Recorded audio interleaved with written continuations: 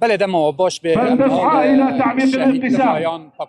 وزرع الفتنة بين أبناء الشعب السوري الواحد. ومن هنا نؤكد على أهمية وضرورة تكاتف وتضامن شعبنا في شمال وشرق سوريا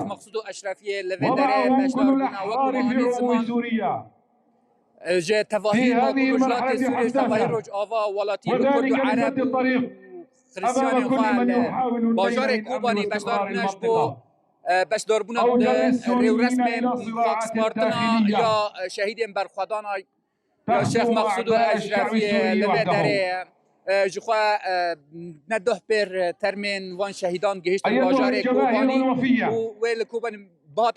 إن الإدارة الذاتية الديمقراطية وهي تستذكر شهداء الشيخ منصور والأشرفية بكل فخر واعتزاز، تؤكد أنها مستمرة في مشروعها الوطني الديمقراطي، المشروع الذي تبنته جميع المكونات من كرد ووطن